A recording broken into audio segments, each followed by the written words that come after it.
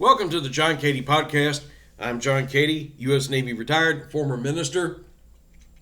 I've been wanting to share this for a number of years. I just never thought about how to word it, how to put this into a format that would draw people in, that would get people's attention. But it's a very unusual story in a chapter of my life that just simply needs to be told because truth is stranger than fiction. I think if anybody other than me told what I'm about to share in this podcast, nobody would believe them. People would think that they were crazy. However, since I have family members who can vouch for me on this, I even told my dad, he was the first one to be told what I was about to do.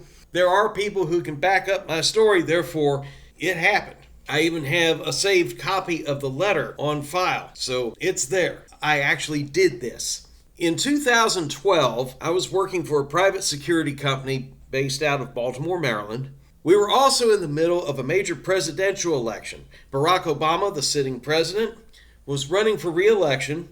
The Republican field was slowly being whittled away, and as the date of the nomination and the convention was drawing closer, it became more evident that former Massachusetts governor and venture capitalist Mitt Romney was going to be the Republican Party's nominee for president. The problem was the Republican Party had no idea yet who they were going to select as a running mate. Who would have been the best choice to be the vice president under a Romney administration?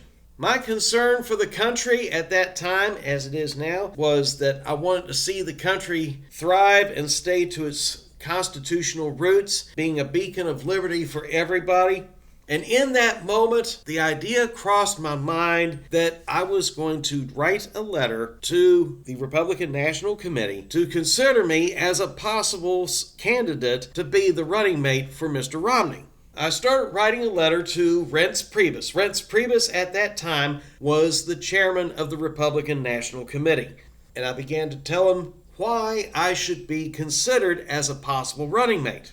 The first strength that I brought up was the fact that I was a veteran. And not just a veteran, but a career man. I was started out in the Air Force, switched over to the Navy, retired out of the Navy after serving a total of a little over 20 years. So to have a career man from the military as a contrast to someone who had never served in the military, this would have made the ticket more appealing to a broader base of people, regardless of what party they were with. Because here you have a civilian who has never been in the service, his running mate, a retired career man from the Navy. This would have a broader appeal to veterans, active duty, and retirees, and their families. That was a good thing. At least I thought it was. The other thing I looked at too was I came from a more evangelical Pentecostal background, which also would have contrasted Mitt Romney's affiliation with the Latter-day Saints Church, which is considered more of a stricter sect of Christianity in some circles than the Pentecostal churches that I attended. To have somebody from a more accepted evangelical base, that would have made a better appeal as well, because the conservative base of the Republican Party would have rallied more around somebody from an evangelical background than from the LDS background. From the political perspective, I view myself as being a much more conservative, right-leaning individual than Romney. Romney has always been viewed as a moderate. That too would have made a better contrast because this would have appealed more to the conservative base of the party as well. I figured at this point I had all the right tools. I also mentioned to Mr. Priebus that to offset anything that the conspiracy theorists, especially people like Alex Jones out there, who like to dive into secret societies and stuff, that I have no affiliation with any secret society. I have never been affiliated with any of them. So if they try to search for, well, was John Cady a part of the Freemasons? Was John Cady a part of the Skull and Bones Society? Was he a part of some other? No, I never was. I was never affiliated with any of them. At that point, I figured, hey, I seem to be checking all the boxes here. And I wrote the letter, put it in an envelope, and sent it via certified mail. because I wanted to make sure that it actually got to them, that somebody signed for it, so I knew that my letter had been received and that they would put my name in the pot and figure out, well, which one of these guys is going to be the candidate? Which one of these guys is going to be the running mate for Mitt Romney in the 2012 election? As time went by, I never got a reply back. Nobody called, nobody wrote me. They probably read the letter and thought, this guy's kind of out there. Where'd this kook come from? We don't know anything about him. Or maybe they did.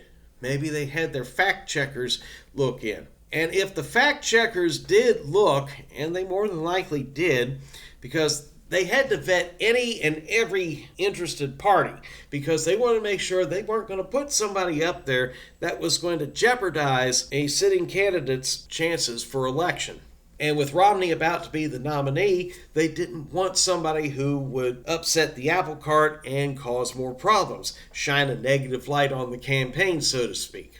So I'm pretty sure at that point the fact checkers did their search, probably went on Google, looked me up, and the next thing you know, they found some stuff about me that didn't look too appealing. And what would that be, John? Well, let's face it, when you were part of a church that had its founder indicted and convicted of some very serious offenses, and I have shared these in some of my other podcasts, that's a red flag big time. Even though I wasn't a part of any of the shenanigans that went on, and I'm very grateful for that, had I become the nominee, that would have been a media relations nightmare, because all the networks, I don't care if it was ABC, I don't care if it was NPR at the time, Fox News, or any of the others, they would all be jumping on me like flies on you-know-what, wanting to know how much I knew about the founder of the church's activities and if I had done anything to try to stop it. And in a situation like that, there would have been no good answer, because it falls in the category of damned if you do and damned if you don't. Questions like that just simply wouldn't go away, and it would have shot the campaign down in flames. Probably worse than having Paul Ryan up there. I wasn't a big fan of Ryan, but he became the nominee running mate, and there you go. But if I had been the running mate, chances are that, oh God, I think Obama would have won by a bigger landslide than he did against Romney and Ryan. Because, let's face it, if somebody fielded questions at me like that about my former church and what I knew, what I didn't know, and such, it would have painted one of two things. It would have painted a picture of me either knowing and not acting, or me being a poor judge of character. And either one, that would have caused a lot of red flags even among voters, because if we have this guy running alongside Mitt Romney who came from this whack outfit of a ministry and he didn't know what was going on for years, that makes him a poor judge of character. Is this the kind of guy we want a heartbeat away from the presidency? So they probably took my application at that point after doing their fact checking, and they're like, well, it was worth a shot, but we aren't interested in him. We're going to move on to somebody else. I never did get an official reply back, but I'm pretty sure that's what happened. But it was worth the time. It was worth the effort. Looking back, the fact that I didn't get picked as a running mate probably saved me a lot of headaches, saved me a lot of grief. This is John Cady. I hope you enjoyed this podcast. If you like what I'm sharing, hit like, hit subscribe, and I will most certainly catch you on the next one.